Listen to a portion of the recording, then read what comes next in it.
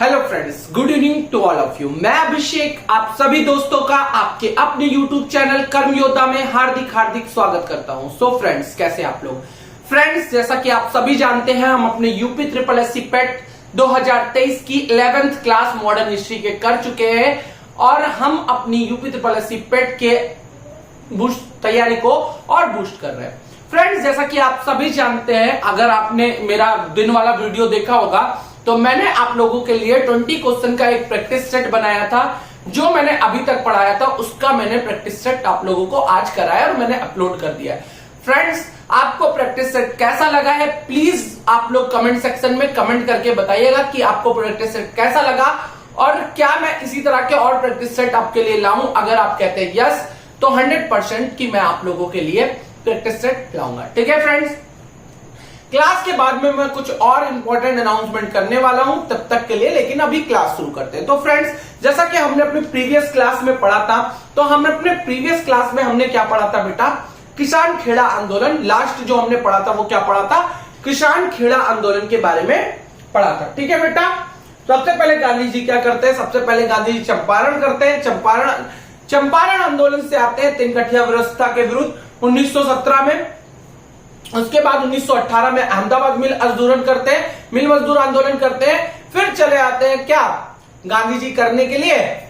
किसान खेड़ा आंदोलन। और किसान खेड़ा आंदोलन तक की बातें मैंने आप सभी लोगों को कर दी थी, बता दी थी कि किसान खेड़ा आंदोलन कब हुआ था। तो आप सभी को पता है कि 1918 में हुआ था। अब क्या हुआ था बेटा? गांधी जी उस समय क्या थे? गुजरात किसान सभा के अध्यक्ष थे। गांधी जी गुजरात किसान सभा के अध्यक्ष थे और उन्होंने ये बोल दिया था कि अगर फसल 1/4 से कम होती है तो हम कोई भी लगान नहीं देंगे। ठीक है, और उन्होंने क्या किया? लगान देने से मना कर दिया। तो यही किसान क्या था? किसान खेड़ा आंदोलन था या खेड़ा किसान आंदोलन था। यही चीज थी जो मैंने आप लोगों को बहुत अच्छे से समझा दी थी। अब ये बहुत ही इंपॉर्टेंट आंदोलन गांधी जी का जो अब हम पढ़ने वाले हैं और ये बहुत ही इंपॉर्टेंट हो जाता है आपके एग्जामिनेशन के लिए। तो बेटा, ये कौन सा आंदोलन है? असहयोग आंदोलन। कौन सा?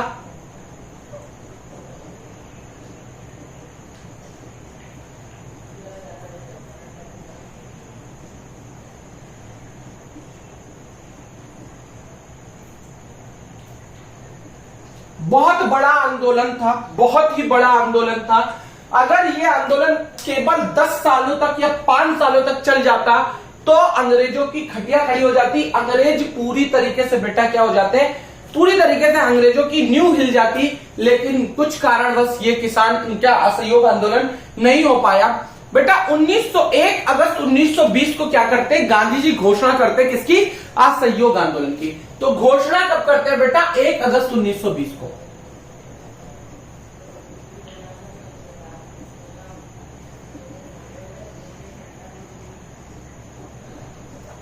और इसी दिन बेटा क्या हो जाता है? तिलक जी की मृत्यु हो जाती है। जो बाल गंगाधर तिलक जी रहते हैं उनकी क्या हो जाती है? मृत्यु हो जाती है। इसी दिन क्या हो जाती है बेटा? बाल गंगाधर तिलक जी की मृत्यु हो जाती है।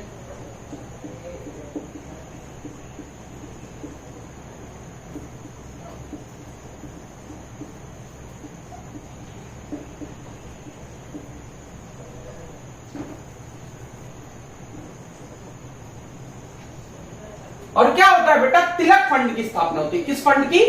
तिलक फंड की स्थापना होती है। एक तिलक फंड की स्थापना की जाती है और इसमें क्या होता है बेटा? 1 करोड़ से अधिक का दान आता है। इससे 1 करोड़ से अधिक का दान।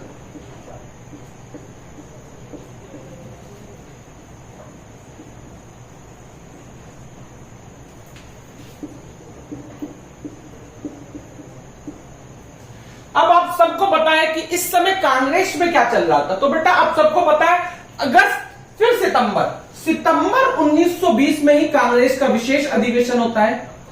सितंबर 1920 में क्या होता है? विशेष अधिवेशन। क्या होता है बेटा? विशेष अधिवेशन होता है कांग्रेस का। और इस विशेष अधिवेशन में क्या होता है बेटा? इस विशेष अधिवेशन की अध्यक्षता कौन करता है? तो इसकी अध्यक्षता कौन करता है? करते हैं कौन करते हैं बेटा? लाल बाल पाल में से लाला लाजपत राय। एक ही बार लाल बाल पाल में से केवल लाला लाजपत राय जी ने राय जी ने ही कांग्रेस की अध्यक्षता की थी। और कब की थी? सितंबर 1920 के विशेष अधिवेशन में अध्यक्षता की। अब बेटा क्या होता है, इसमें आंशिक रूपेण मंजूरी मिल जाती है। क्या मिल जाती है? आंशिक रूपेण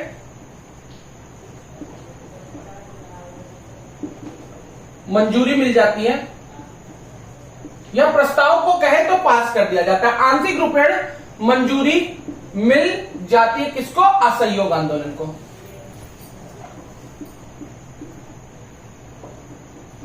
असहयोग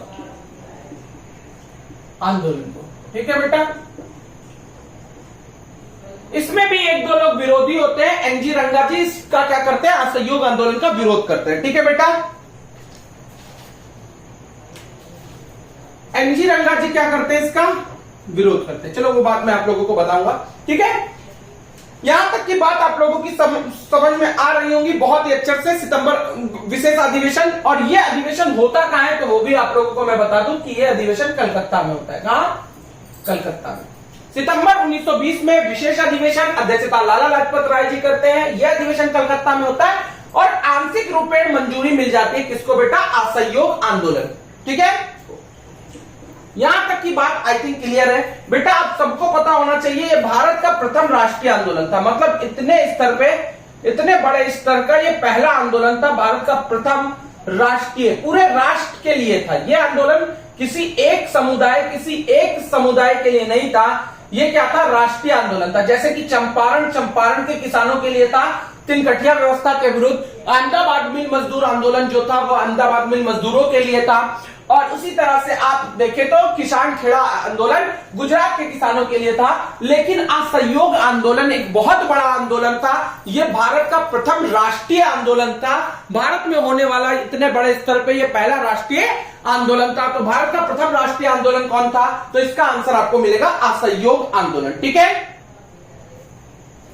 यहां तक पे आप लोगों को बात समझ में आ ही रही होगी, इसमें कोई दिक्कत वाली बात नहीं है, ठीक है। तो 1 अगस्त 1920 को ही घोषणा कर दी जाती है और इसी दिन क्या हो जाती है? शुरुआत हो जाती है। क्या हो जाती है? असहयोग आंदोलन की शुरुआत भी इसी दिन हो जाती है, ठीक है बेटा। अब सीआर दास जी ने इसका विरोध किया था। स्टार्टिंग में सीआर दास जी ने क्या किया था? आज मैंने आपको प्रैक्टिस सेट में भी ये क्वेश्चन कराया था।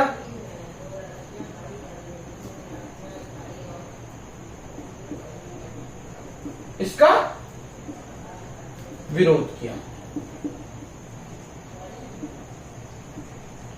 ठीक है बेटा। सीआर दास जी ने इसका विरोध किया। उसके बाद क्या होता है बेटा? फिर से एक क्या होता है? कांग्रेस का वार्षिक अधिवेशन होता है और वार्षिक अधिवेशन हमेशा दिसंबर में होता था। तो दिसंबर 1920 में कांग्रेस का अधिवेशन होता है और ये कहां होता है? नागपुर में होता है। कहां होता है? नागपुर में होता है। इसकी अध्यक्षता कौन कर रहे थे बेटा? तो इसकी अध्यक्षता कर रहे थे वी राघवाचारी जी। इसकी अध्यक्षता कौन कर रहे थे? वी राघवाचारी जी। कौन? वी राघवाचारी जी इसकी अध्यक्षता कर रहे थे, ठीक है। और यहां पे क्या होता है बेटा? असहयोग आंदोलन का प्रस्ताव पूर्ण रूपेण पास हो जाता है। क्या होता है? असहयोग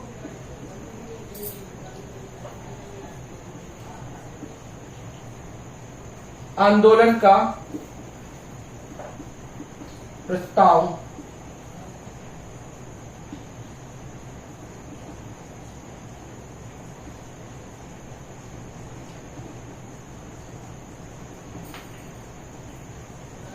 ठीक है बेटा।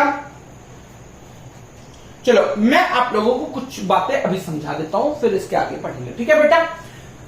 क्या हो रहा है बेटा?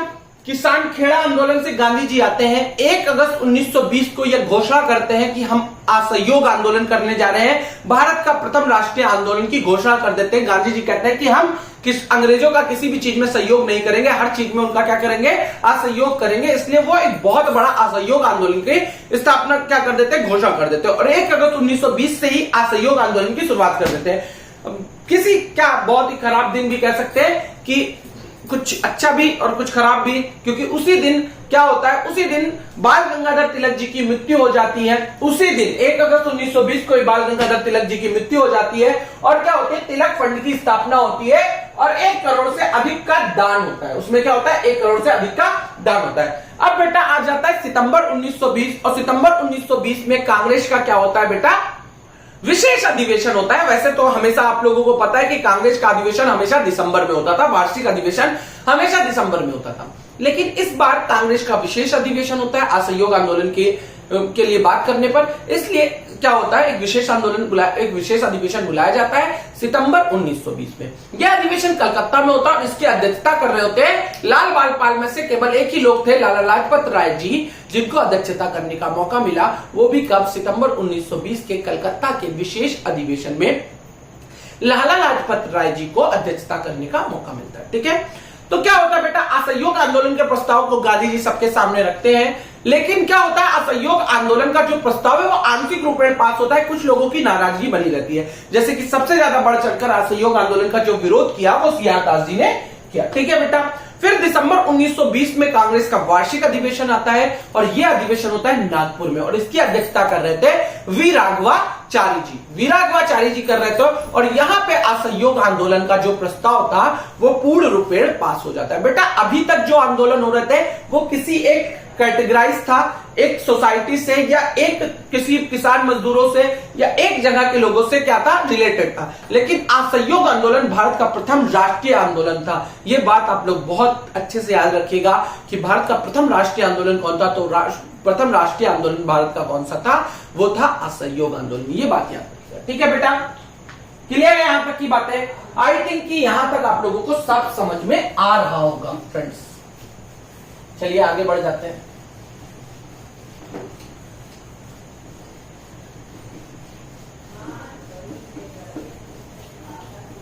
ओके फ्रेंड्स, अब बेटा क्या होता है? 15 सदस्यीय कांग्रेस की 15 सदस्यीय केंद्रीय समिति का गठन होता है। कांग्रेस की 15 सदस्यीय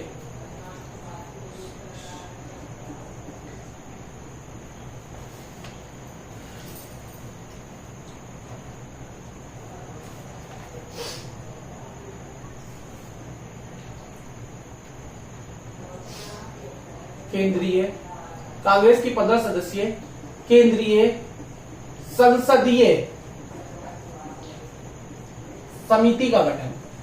ठीक, मतलब क्या कि कांग्रेस के एक ऐसी केंद्रीय संसदीय समिति बनाई जाएगी कांग्रेस की, जिसमें क्या होंगे? 15 सदस्य होंगे। तो कांग्रेस की 15 सदस्यीय या सदस्य केंद्रीय संसदीय समिति का गठन होता है। कांग्रेस की 15 सदस्यीय केंद्रीय संसदीय समिति का गठन होता है। ठीक है, 300 सदस्यों की ऑल इंडिया कांग्रेस कमेटी बनती है। क्या बेटा? 300 सदस्यों की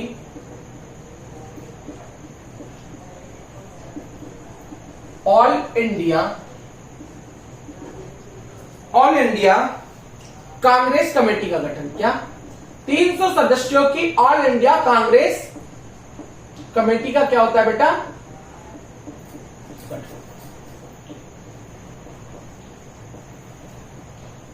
ये सब क्या थे? ये नागपुर वाले वार्षिक अधिवेशन के 1920 के क्या थे? काम थे। ठीक है, गांधी जी द्वारा केसरी हिंद की उपाधि लौटाई गई। गांधी जी को अंग्रेजों के द्वारा केसरी हिंद की उपाधि मिली थी। गांधी जी के द्वारा केसरी हिंद की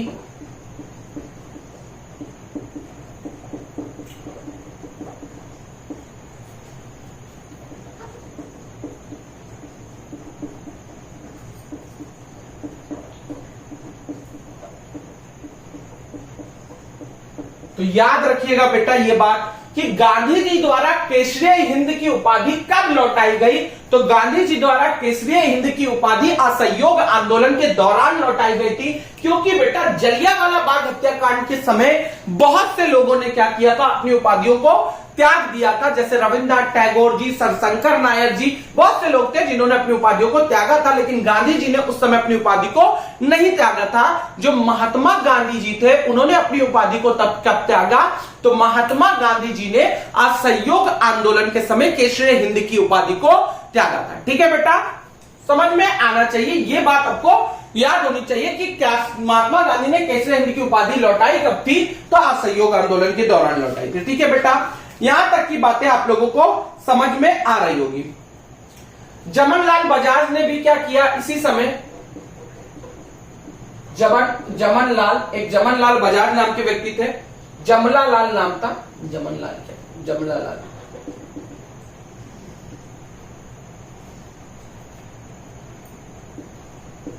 जमनालाल बजाज, इन्होंने बेटे राय बहादुर की उपाधि लौटाई। इनको क्या मिला था, राय बहादुर या रूप बहादुर की उपाधि मिली हुई थी। क्या, रूप बहादुर की उपाधि। और इस रूप बहादुर की उपाधि को इन्होंने क्या किया, उपाधि लौटाई। ठीक है, इस उपाधि को इन्होंने क्या किया, लौटा दिया था। ठीक है बेटा, यहां तक की चीजें समझ में आ गई। तिलक फंड की स्थापना मैंने बता ही दिया। अब क्या होता है बेटा, जुलाई 1921 का समय, जुलाई 1921 को क्या होता है बेटा, मौलाना मोहम्मद जौहर अली, आपने नाम सुना ही होगा, मौलाना मोहम्मद जौहर अली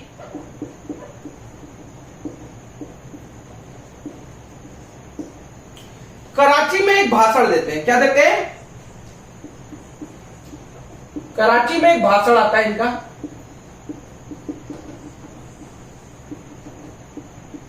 और सेना को त्यागपत्र देने के, मतलब ये भाषण क्या होता है कि ये उकसाते हैं कि सेना को त्यागपत्र दे दें, जो भारतीय हैं वो सेना में क्या कर दे, त्यागपत्र देने के लिए, सेना को त्यागपत्र देने के लिए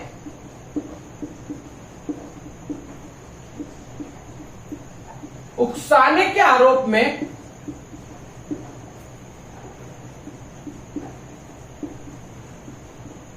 इन्हें गिरफ्तार कर लिया जाता है। क्या कर लिया जाता है बेटा, गिरफ्तार। देखो, हिस्ट्री पढ़ने का यही एक मजा है कि बैकग्राउंड में क्या हो रहा है ये भी पता होना चाहिए, तब मजा आता है। गिरफ्तार कर लिया जाता है। ठीक है बेटा, मौलाना मोहम्मद जौहर अली जी क्या करते हैं, कराची में भाषण दे रहे होते हैं। मौलाना मोहम्मद जौहर अली जी जाते हैं कराची और वहां पे अपना एक भाषण दे रहे होते हैं। तो उस भाषण में वो क्या करते हैं, जो भारतीय लोग थे उनको क्या कहते हैं कि आप लोग सेना से त्यागपत्र दे दीजिए। तो इसी आरोप में, सेना को त्यागपत्र देने के, उकसाने के आरोप में उन्हें क्या कर लिया जाता है, गिरफ्तार कर लिया जाता है। ठीक है, अब दिसंबर 1921 का अधिवेशन होता है और आप सबको पता है ये अधिवेशन अहमदाबाद में हुआ था, क्योंकि इसके जो अध्यक्ष बने वो अध्यक्षता किसके पास थी, तो सीआर दास जी के पास थी। किसके पास थी, सीआर दास, फूफा थे। क्या कि इन्हीं तो गुस्साए थे ना असहयोग आंदोलन में, तो फूफा लोग ज्यादा गुस्सा करते हैं, तो ये सीआर दास। लेकिन इस समय ये कहां थे बेटा, जेल में थे। किसमें थे, तो इनके एब्सेंट में अध्यक्षता किसने की थी, तो बेटा हकीम अजमल खान जी ने की थी। आपको पता होगी, ये बात हम पहले पढ़ चुके हैं कांग्रेस के अधिवेशन में बच्चों, तो आपको पता होना चाहिए, हकीम अजमल खान जी ने की। ठीक है बेटा, यहां तक की बात आप लोगों को समझ में आ गई होगी। ठीक है, तो ये बात, यहां तक की चीजें समझ में आ रही होंगी। फिर से समझा दे रहा हूं बेटा, वहां तक आप लोगों को मैंने समझा दिया था सब कुछ। अब बेटा क्या होता है, असहयोग आंदोलन होता है, और जब वार्षिक अधिवेशन होता है 1920 का, कांग्रेस का क्या होता है बेटा, जब वार्षिक अधिवेशन होता है कांग्रेस के 1920 वाला जो वार्षिक अधिवेशन होता है, वो वार्षिक अधिवेशन नागपुर में होता है और अध्यक्षता वी राघवाचार्य जी करते हैं। असहयोग आंदोलन को पूर्ण रूप में मंजूरी मिल जाती है। फिर क्या होता है बेटा, कांग्रेस की 15 सदस्यीय केंद्रीय संसदीय समिति का गठन होता है। 300 सदस्य की क्या होती है, प्रांतीय कमेटी का गठन होता है, ऑल इंडिया कांग्रेस कमेटी का गठन होता है। गांधी जी के द्वारा केसरी हिंद की उपाधि लौटाई जाती है, और जमनालाल बजाज के द्वारा, क्या, जमनालाल बजाज जो होते हैं, जमनालाल बजाज, उनके द्वारा रूप बहादुर की उपाधि को क्या किया जाता है बेटा, लौटाया जाता है। उनके द्वारा रूप बहादुर की उपाधि को लौटाया जाता है। ठीक है, यहां तक की बातें क्लियर है। फिर बेटा क्या होता है, जुलाई 1921, क्या ये डेट याद रखिए, 7 जुलाई 1921 को मौलाना मोहम्मद जौहर अली जी कराची में एक भाषण देते हैं और उस भाषण में क्या करते हैं, भारतीय लोगों को इस बात के लिए उकसाते हैं, मतलब उन लोग अपने भाषण में कहते हैं कि आप लोग सेना से त्यागपत्र दे दीजिए। तो सेना से त्यागपत्र देने के सेना को त्यागपत्र देने के उकसाने के आरोप में उन्हें क्या कर लिया जाता है, गिरफ्तार कर लिया जाता है। अब आ जाता है दिसंबर 1921 का समय और दिसंबर 1921 का वार्षिक अधिवेशन होता है अहमदाबाद में, जिसकी अध्यक्षता मिलती है CR दास जी को। लेकिन CR दास जी जेल में होते हैं तो उनकी जगह अध्यक्षता कौन करता है बेटा, हकीम अजमल खान जी। यहां तक की बातें आप लोगों को समझ में आ रही होंगी, मैंने यहां तक आप लोगों को सब कुछ समझा दिया। ठीक है बेटा, आगे मूव ऑन।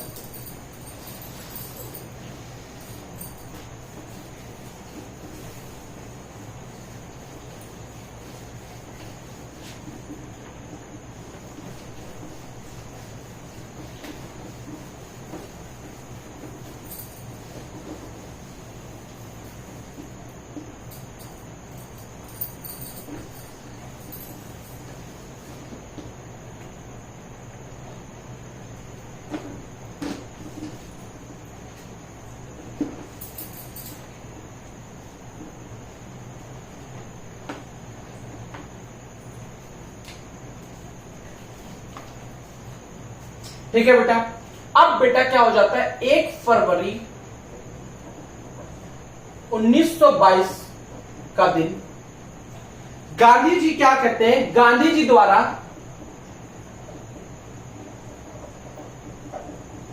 द्वारा 7 दिन का अल्टीमेटम दिया जाता है। अंग्रेजों को क्या दिया जाता है बेटा, 7 दिन का अल्टीमेटम दिया जाता है। 7 दिन का अल्टीमेटम कि या तो हमारी बात मानो, हमारी जो चीजें हैं उनको मानो, नहीं तो हम बारदोली करेंगे। क्या करेंगे, बारदोली आंदोलन करेंगे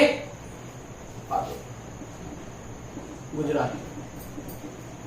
ठीक है, सवनीय अवज्ञा आंदोलन, क्या सवनीय अवज्ञा आंदोलन। सवनीय अवज्ञा आंदोलन मतलब कि टैक्स नहीं देंगे, आपकी बातें नहीं मानेंगे, आपका जो नियम है उसको तोड़ेंगे। ठीक है, गांधी जी ये कहते हैं, गांधी जी 1 फरवरी 1922 को ये कहते हैं, 7 दिन का अंग्रेजों को अल्टीमेटम देते हैं कि हमारी बात मानिए या तो हम बारदोली गुजरात में करेंगे। सवनीय अवज्ञा आंदोलन मतलब टैक्स वगैरह नहीं देंगे, आपको टैक्स नहीं। ठीक है, अब बेटा लेकिन इसी बीच में एक दर्दनाक घटना होती है 5 फरवरी 1922।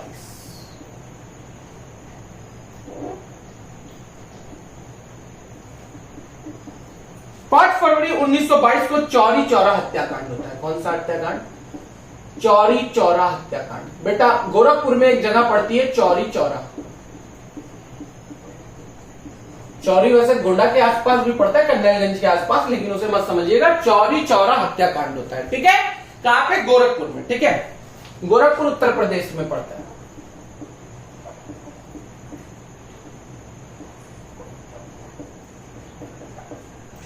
तो बेटा क्या होता है, आग लगाने से, मतलब भारतीय उस समय बहुत ही उग्र थे, तो उससे क्या हो जाता है, आग लगाने से, क्योंकि एक राष्ट्रीय आंदोलन छेड़ दिया था गांधी जी ने, तो भारत का हर एक नागरिक, तो आग लगाने से 22 पुलिस वालों की मृत्यु हो जाती है। क्या हो जाती है, अंग्रेज जो पुलिस वाले थे वो 22 पुलिस वालों की मृत्यु हो जाती है, डेथ हो जाती है 22 पुलिस वालों की।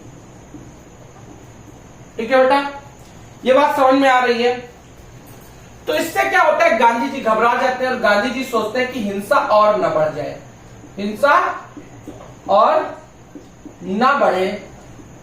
इस बात को सोच के गांधी जी क्या करते हैं, 12 फरवरी 1922 को, कब, 12 फरवरी 1922 को गांधी जी द्वारा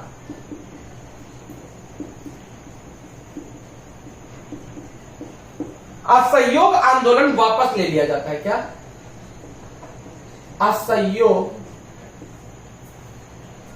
आंदोलन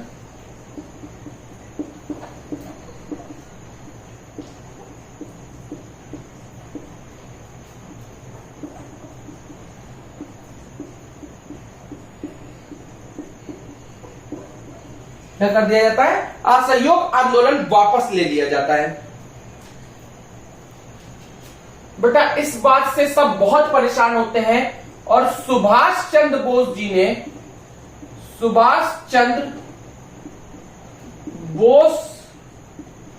ने असहयोग आंदोलन को वापस लेने को सुभाष चंद्र बोस जी ने असहयोग आंदोलन को वापस लेने को राष्ट्रीय संकट की संज्ञा दी। किसकी संज्ञा दी? कहा कि यह बहुत बड़ा राष्ट्रीय संकट है हम भारतीयों पर कि हमने असहयोग आंदोलन को जो वापस लिया, ये एक तरह से हमारे राष्ट्र पे संकट है, एक राष्ट्रीय संकट है।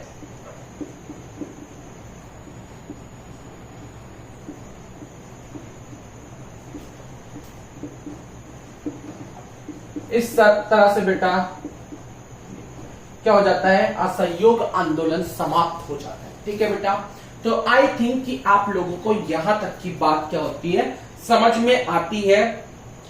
अब इसके आगे हम कुछ चीजें पढ़ेंगे। ठीक है, फिर से एक बार समझा देता हूं, फिर आगे बढ़ते हैं। बेटा क्या होता है, 1 फरवरी 1922 को गांधी जी क्या करते हैं? अंग्रेजों को 7 दिन का अल्टीमेटम देते हैं कि आप हमारी मांगों को मांग लीजिए, नहीं तो हम बारदोली सत्याग्रह करेंगे। मतलब कि हम क्या करेंगे? बारदोली आंदोलन करेंगे और उसमें सवनीय अवज्ञा करेंगे, मतलब आपको टैक्स नहीं देंगे। बेटा गवर्नमेंट को पब्लिक से क्या मिलता है? टैक्स मिलता है, जिससे वो देश को चलाती है। मेनली क्या होता है? टैक्स ही तो होता है, क्योंकि कलेक्शन तो वही पैसा, मेनली पैसा तो वही है। ठीक है, तो इन्होंने कहा कि हम टैक्स नहीं देंगे। 7 दिन का अल्टीमेटम दिया जाता है गांधी जी के द्वारा। और अगर ये चौरी चौरा हत्याकांड ना होता तो वाकई में बहुत अंग्रेजों को बात माननी पड़ती, क्योंकि ये बहुत बड़ा आंदोलन था। असहयोग आंदोलन भारत का एक बहुत बड़ा राष्ट्रीय आंदोलन था जिससे अंग्रेज घबरा गए थे। लेकिन बेटा किसी कारणवश या कहे हम लोगों को कुछ दिन और गुलामी झेलनी थी अंग्रेजों की। दैट्स वाई क्या होता है बेटा, 5 फरवरी 1922 को चौरी चौरा हत्याकांड होता है। आग लगाने से 22 पुलिस वालों की मृत्यु हो जाती है और गांधी जी इससे बहुत ज्यादा चिंतित हो जाते हैं, क्योंकि गांधी जी कभी ये नहीं सोचते थे कि हिंसा उनका कभी भी हथियार नहीं था। गांधी जी हमेशा सत्य और अहिंसा के पुजारी रहे थे। गांधी जी कभी नहीं चाहते थे कि किसी की मृत्यु हो, किसी को कुछ हो, इसलिए वो हिंसा को बढ़ाना कभी नहीं चाहते थे। दैट्स वाई इसलिए ये सोचते हैं कि हिंसा और ना बढ़े, हिंसा इससे ज्यादा ना बढ़े, इसलिए गांधी जी 12 फरवरी 1922 को असहयोग आंदोलन को वापस लेने की घोषणा करते हैं। ठीक है, जिससे हिंसा और ना बढ़े। सुभाष चंद्र बोस जी ने असहयोग आंदोलन को वापस लेने के राष्ट्रीय संकट की घोषणा की, राष्ट्रीय संकट की संज्ञा दी है। सुभाष चंद्र बोस जी कहते हैं कि ये जो आंदोलन, असहयोग आंदोलन वापस लिया जा रहा है, ये हमारे देश पे एक बहुत बड़ा राष्ट्रीय संकट आया है, बहुत बड़ा राष्ट्रीय संकट है, क्योंकि सबको पता था कि ये आंदोलन बहुत ही कारगर साबित हो रहा था, अंग्रेज इससे बहुत ज्यादा घबराए हुए थे। ठीक है बेटा, ठीक है बेटा, अब हम कुछ पढ़ लेते हैं असहयोग आंदोलन के दौरान खुले कॉलेज। कुछ कॉलेज की स्थापना की गई, कुछ कॉलेज खोले गए असहयोग आंदोलन के दौरान, उन कॉलेजों के नाम। ठीक है बेटा, फ्रेंड्स मैं बोर्ड की पीडीएफ आप लोगों को दे सकता हूं, if you need definitely I will provide you the board PDF, जिससे आपको लिखने की भी जरूरत नहीं पड़ेगी। कुछ बच्चे ऐसे होते हैं जिनको पीडीएफ बहुत चाहिए होती है, लेकिन मैं चाहता हूं आप लोग लिखे, दैट्स व्हाई मैं पीडीएफ नहीं प्रोवाइड करता था। लेकिन अगर आपको चाहिए तो मैं आज आपको कुछ बताने वाला हूं। ठीक है बेटा,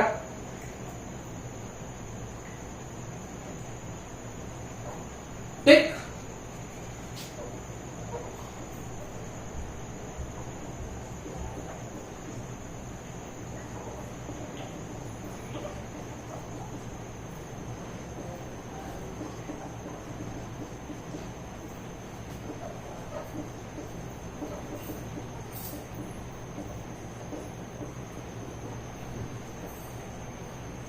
असहयोग आंदोलन के दौरान खुले कॉलेज।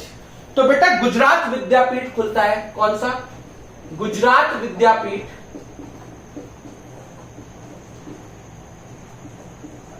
अक्टूबर 1920 में। ठीक है बेटा। महात्मा गांधी जी द्वारा, किसके द्वारा? महात्मा गांधी जी द्वारा। महात्मा गांधी जी इसकी स्थापना करते हैं। ठीक है, ठीक है, ये बात समझ में आई। आप लोगों को पता है जामिया मिलाइया इस्लामिया भी इसी समय खुलता है।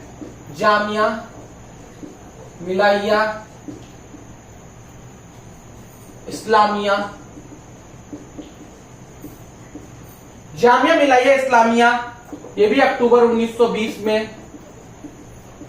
और इसकी आप लोग जानते हैं कि एम.ए. अंसारी, हकीम अजमल खान,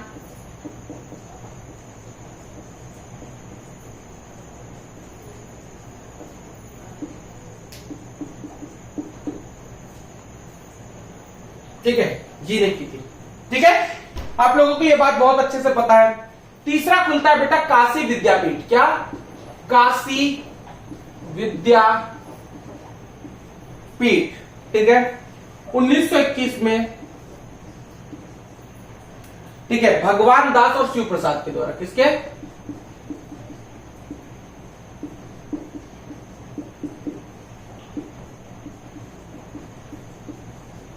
शिव प्रसाद द्वारा इनकी स्थापना की गई थी। ठीक है, बिहार विद्यापीठ, बिहार विद्यापीठ, बिहार विद्यापीठ भी 1921 में खुलता है। और इसकी स्थापना की थी, जमीन किसने दी थी? इसके लिए जमीन दी थी मजहरुल हक ने। नाम सुना है आप लोगों ने पहले, मजहरुल। आप लोगों को कमेंट सेक्शन में बताना है किस क्लास में आप लोगों ने मजहरुल हक का नाम सुना था। और इसके चांसलर राजेंद्र प्रसाद को बनाया जाता है। किसके? जो चांसलर बनाया जाता है वो किसको बनाया जाता है? राजेंद्र प्रसाद को। चांसलर डॉक्टर राजेंद्र प्रसाद जी को बनाया जाता है, लेकिन अभी तो राजेंद्र प्रसाद जी थे, राजेंद्र प्रसाद जी। क्लियर है बेटा? बात समझ में आ रही है? पांचवा बेटा कलकत्ता नेशनल कॉलेज, 1921 में यह भी खुलता है। Calcutta national college. और कलकत्ता नेशनल कॉलेज 1921 में, और सुभाष चंद्र बोस जी द्वारा इसकी स्थापना की जाती है। किसके द्वारा? एस.सी. बोस द्वारा। ठीक है बेटा, तो यहां तक की बातें आप लोगों को समझ में आ रही होंगी, यहां तक आप लोगों को क्लियर है। ठीक है बेटा, अब इसके आगे हम कल पढ़ेंगे। तो आज के लिए फ्रेंड्स इतना ही रखेंगे। यहाँ पे मैंने आप लोगों को एक बहुत ही इंपॉर्टेंट आंदोलन आज बताया। आज की क्लास में इसीलिए इतना रख रहा हूं क्योंकि असहयोग आंदोलन को आप लोग अच्छे से पढ़ें और चीजों को रिवाइज करें। ठीक है फ्रेंड्स, तो यहीं पे मैं अपनी क्लास को खत्म करता हूं। ठीक है फ्रेंड्स, कुछ बातें हैं जो मैं आपको बताने वाला हूं।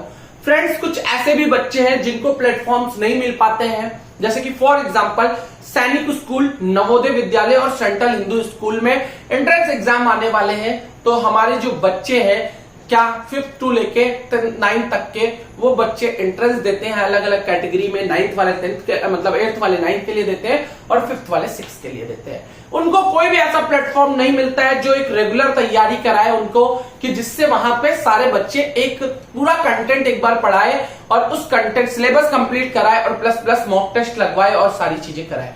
तो बेटा मैंने ये डिसाइड किया है कि मैं आपके तीनों एग्जामों को टारगेट करूंगा। सिलेबस सबका लगभग एक है। तीनों का सिलेबस आज या कल तक आपको वीडियो के थ्रू मिल जाएगा। ठीक है, तीनों का वीडियो के थ्रू मिल जाएगा और मैं उसमें सिलेबस डिस्कशन कर दूंगा। ठीक है फ्रेंड्स, कल से मैं कोशिश करूंगा कि एक क्लास हम सैनिक स्कूल, नवोदय विद्यालय और सीएचएस की तीनों की कंबाइंड रहेगी। तीनों का सिलेबस लगभग सेम है, तो कल से हम उसकी भी प्रिपरेशन करना स्टार्ट कर दें। ठीक है फ्रेंड्स, और अब से जैसे कि फॉर एग्जांपल आपको किसी भी एग्जाम का सिलेबस चाहिए या बोर्ड की पीडीएफ चाहिए, तो उसके लिए मैंने अपना ऑफिशियल टेलीग्राम चैनल बना दिया है, जिसका लिंक आपको इसी के वीडियो के डिस्क्रिप्शन में मिलेगा। तो वीडियो के डिस्क्रिप्शन में मैं लिंक को क्या कर दूंगा, पेस्ट कर दूंगा, जिससे आप लोग मेरे टेलीग्राम चैनल को फॉलो कर सकते हैं, जिससे आपको पीडीएफ और भी जरूरी चीजें और आपको क्लासेस की नोटिफिकेशन वहीं पे मिल जाया करेंगे। ठीक है फ्रेंड्स, तो तो ऐसे ही देखते रहिए हमारे YouTube चैनल कर्म योद्धा को, लाइक करिए, शेयर करिए, सब्सक्राइब करिए, जिससे ये क्वालिटी कंटेंट हर एक नीडी बच्चों को मिल सके, हर एक गरीब से गरीब बच्चों को मिल सके, जिसको इसकी नीड है, जो 500-1000 रुपए का बैच नहीं खरीद सकता है, जो फ्री ऑफ कॉस्ट में हिस्ट्री को पढ़ना चाहता है और UPSSC पेट में अच्छा स्कोर करना चाहता है। फ्रेंड्स, जरूर कमेंट करके बताइएगा कि क्लास कैसी लगी, और ये भी जरूर बताइएगा कि जो मैंने आपको आज प्रैक्टिस सेट दिया था वो कैसा लगा। प्लीज कुछ और एक प्लीज बताइएगा कमेंट करके कि आपको कैसा लगा और क्या आप आगे ऐसे ही प्रैक्टिस सेट चाहते हो। ठीक है फ्रेंड, UPSSC पेट एग्जाम से ठीक 20 दिन पहले मैं 500 या 200 क्वेश्चन की 2 बार, मतलब 500 क्वेश्चन की करंट अफेयर्स की क्लास लेके आऊंगा। जो मोस्ट इंपॉर्टेंट क्वेश्चंस होंगे करंट अफेयर्स के, वो मैं आप लोगों को कराऊंगा। तो मैं कोशिश करूंगा कि 200 करके या 250 करके या 500 एक साथ, जैसा भी हो सकेगा, मैं आप लोगों के लिए करंट अफेयर्स की एक मैराथन लेके आऊंगा, जिसमें आप लोगों को मैं केवल क्वेश्चन कराऊंगा। ज्यादा फैक्ट्स नहीं बताऊंगा, फैक्ट्स बताने में बहुत टाइम लग जाता है, इसलिए मैं केवल क्वेश्चंस के 500 क्वेश्चन लेके आऊंगा आप लोगों के लिए। ठीक है फ्रेंड, तो बेटा आप लोगों को फिर से एक कोई कोट्स, बहुत ही मान कोट जिसके साथ मैं छोड़े जा रहा हूं, एक सॉन्ग है जो मुझे बहुत पसंद है, आपको सुनाता हूं। आरंभ है प्रचंड का, मस्तिष्कों का झंड का, जंग की घड़ी तुम दहाड़ दो, कौरवों के नाम में मौत अंत है नहीं कि मौत से भी क्यों डरे, तुम जाके आसमान में दहाड़ दो। बेटा मौत भी अंत नहीं है तो हम एग्जाम से क्यों डरे। एग्जाम तो छोटी मोटी चीज है जिसे हम बहुत ही इजीली क्या कर जाएंगे, पास आउट कर देंगे। तो friends, thank you, have a nice day. देखते रहिए, लाइक करते रहिए, सब्सक्राइब करते रहिए हमारे YouTube चैनल कर्म योद्धा।